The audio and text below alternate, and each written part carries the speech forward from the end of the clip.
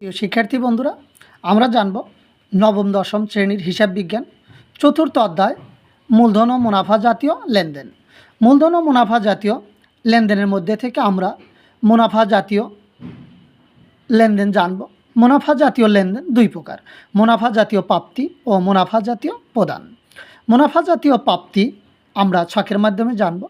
নগদ বিক্রয়, সেবা আয়, শিক্ষানবিশ সেলামি, উপভাড়া, প্রাপ্ত ভাড়া, প্রাপ্ত সুদ, প্রাপ্ত কমিশন, বিনিয়োগের সুদ, ব্যাংক জমার সুদ, প্রদত্ত ঋণের সুদ, উত্তোলনের সুদ, পুরাতন খবরের কাগজ বিক্রয়, প্রাপ্ত লভ্যাংশ বা লভ্যাংশ প্রাপ্তি, বিবিধ আয়। এগুলো হচ্ছে মুনাফা জাতীয় প্রাপ্তি। এই মুনাফা জাতীয় প্রাপ্তিরই একটি অংশ হচ্ছে মুনাফা জাতীয় আয়। মুনাফা জাতীয় আয় হচ্ছে মুনাফা জাতীয় প্রাপ্তি থেকে বিগত বছরের বকেয়া আয় এবং অগ্রিম আয় যদি সমন্বয়ে থাকে তাহলে সেগুলো বিয়োগ করার পর যে ফল পাবো সেই ফলটাই হচ্ছে মুনাফা জাতীয় আয়। আমরা একটি নোট জানব। ধারে বিক্রয় বা ধারে সেবা মুনাফা জাতীয় প্রাপ্তি হিসাবে অন্তর্ভুক্ত হবে না, তবে মুনাফা জাতীয় আয় হিসাবে অন্তর্ভুক্ত হবে। অর্থাৎ মুনাফা জাতীয় প্রাপ্তির মধ্যে ধারে বিক্রয় এবং ধারে সেবা প্রদান করলে তা অন্তর্ভুক্ত হবে না। আমরা জানব মুনাফা জাতীয় প্রদান। মুনাফা জাতীয় প্রদান আমরা ছকের মাধ্যমে জানব।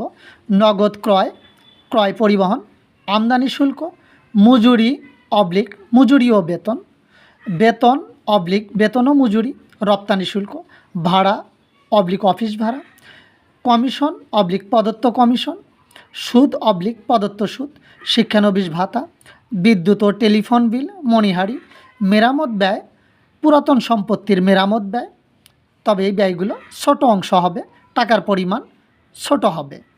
বিজ্ঞাপন প্রচারণা বাবদ ব্যয়, বিমা সেলামি, পরিবহন ব্যয়, এগুলো হচ্ছে মুনাফা জাতীয় প্রদান। তবে মুনাফা জাতীয় ব্যয় এই মুনাফা জাতীয় প্রদানেরই একটি অংশ। মুনাফা জাতীয় প্রদান থেকে বকেয়া ব্যয় এবং অগ্রিম ব্যয় বিয়োগ করব, প্রারম্ভিক মজুত পণ্য যোগ করব, ধারে ক্রয় যোগ করব, অনগদ লেনদেনগুলো যোগ করব।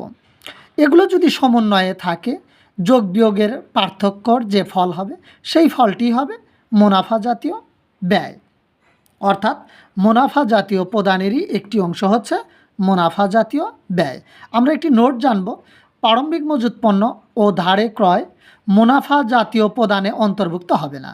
অর্থাৎ এই মুনাফা জাতীয় প্রদানের মধ্যে প্রারম্ভিক মজুত পণ্য এবং ধারে ক্রয় আসবে না।